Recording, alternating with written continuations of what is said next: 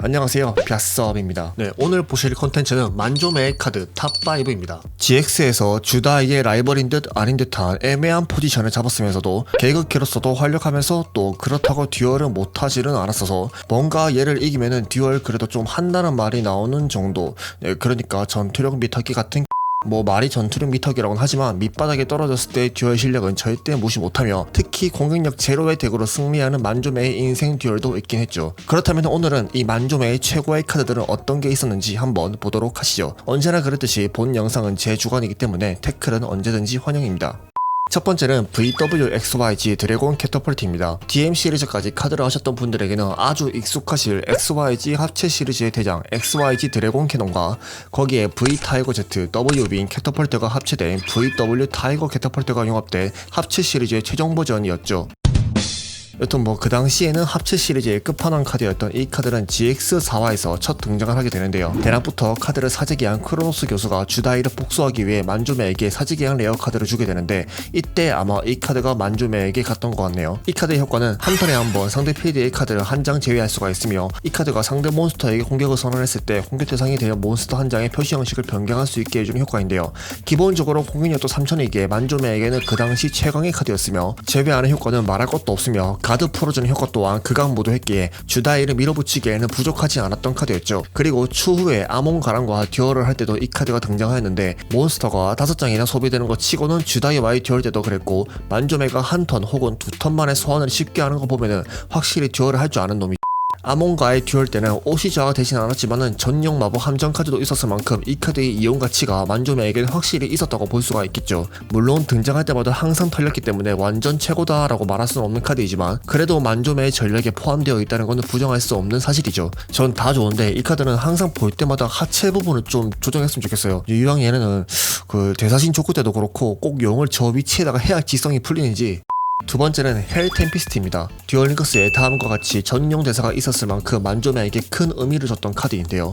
그 효과는 3000포인트 이상의 전투 데미지를 받았을 때 활동하며 서로의 덱과 묘지의 몬스터를 모두 게임에서 제외시키는 것으로 읽어보셨듯이 내일이 없는 효과, 즉 피니시 역할의 카드입니다.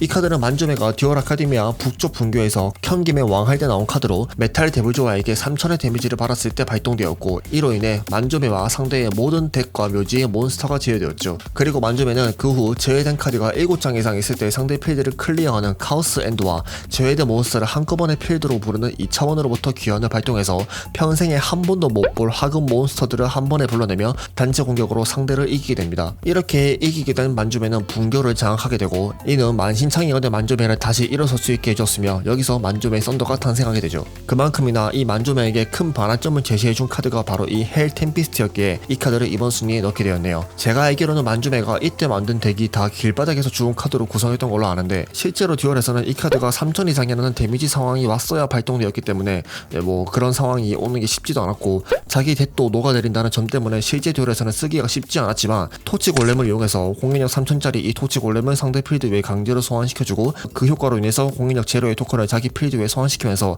상대의 의사와 관계없이 이 헬 템피스트를 써먹는 것도 가능했었죠. 재밌을 것 같죠? 네, 여러분들도 한번 써보시는 걸 추천드립니다. 아마 친구한테서 진짜 헬 템피스트 날라오고. 세 번째는 카오스 네크로맨서입니다. 공격력 제로에서 의구심을 가질 수도 있겠지만 GX를 보신 분들은 아마도 조금은 끄덕일 것 같은데요. GX35와 역시 금수저 집안답게 학교를 매수하려는 만조메의 형들, 그리고 매수 조건은 만물 듀얼 서류답게 듀얼로 조건을 거는 형들, 그리고 또 그걸 당연하게 듀얼로 하라고 하는 카이버 사장, 환장의 의견 조합으로 어쨌든 만조메의 형과 듀얼을 하게 되는 만조메. 하지만 만조메는 공격력 500 이하의 몬스터들로 덱을 채워야 한다는 조건이 있었기 때문에 초반부터 말 그대로 아무것도 못하고 털리기만 합니다. 한 턴에 한 마리만 공격 가능한 마법 카드 암흑의 문으로 어찌저찌 버티고 있었지만 더스트 토네이도로 이 암흑의 문이 날아가면서 미천이 다 드러난 만조메. 하지만 이 기회를 틈타 고통의 선택과 썬더 크래쉬로 묘지의 많은 몬스터를 더욱 묶게 되고 드디어 이 카오스 네크로맨서가 등장하게 되죠. 이 카드의 효과는 자신 묘지에 존재하는 몬스터 카드 수 곱하기 300이 되는 것으로 이 당시의 묘지에 몬스터가 11장이었기 때문에 공격력은 3300이 되었고 결국 이 공격 한 번으로 만조메는 게임에서 승리하게 되죠. 이 공격으로 만조메는 더 이상 형들에게 무시받지 못하는 위치로 올라가게 되었고 학교에서의 위상 그리고 자신의 자존감도 한층 올라가게 되었죠. 만조메는 아까 헬 템피스트도 그렇고 밑바닥으로 떨어져야 힘을 발휘하는 것 같은데 왜 전투력 측정이라는 말이 나오는지도 알 것 같죠. 네 번째는 방해꾼 옐로입니다. 역시 만조메 하면은 이 카드를 뗄래야 뗄 수가 없겠죠. 주다이에게 날개 크리버가 있었다면은 만조메에게는 이 방해꾼 옐로가 있죠. 뭔가 외모에서 날개 크리버랑 비교하면 상당히 차별을 많이 받은 것 같은데 제가 만조메였으면 작가한테 따졌.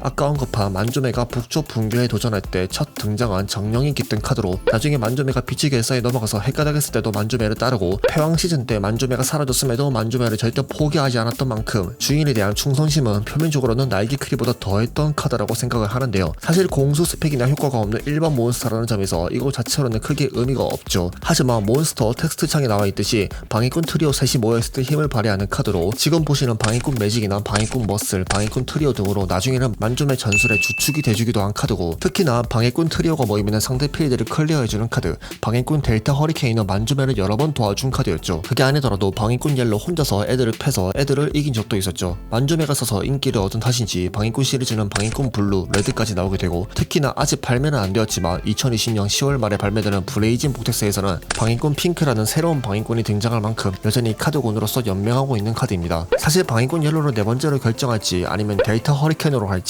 아니면 아싸리 방해꾼 3마리를 뭉텅이로 했어야 했나 고민했다가 그래도 만조메의 영원한 파트너인데 의미를 약간 담아서 방해꾼 옐로로 잡긴 잡았는데 사실 델타 허리케인으로 했어야 했나 싶기도 하네요.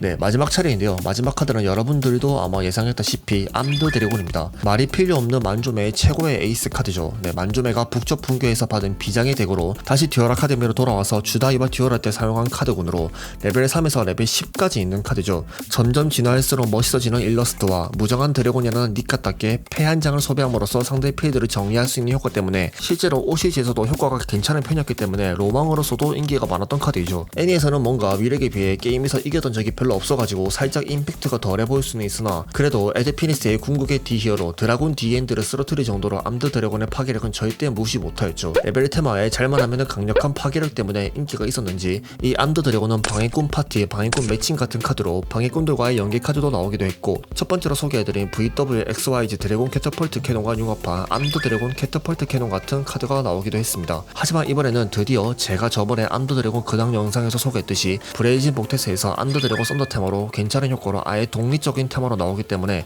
그때 암드를 쓰셨던 분들에게는 이번 기회에 다시 유이왕에 복귀해보시는 것도 괜찮을 것 같네요. 오늘의 마무리 한마디, 만약에 이때 교정이 안 까먹고 암드 드래곤 다시 들고 왔으면 어떻게 됐을까? 오늘 영상 여기까지고요. 재밌었다면 구독과 좋아요 부탁드릴게요. 그럼 다음 시간에 만나요. 안녕.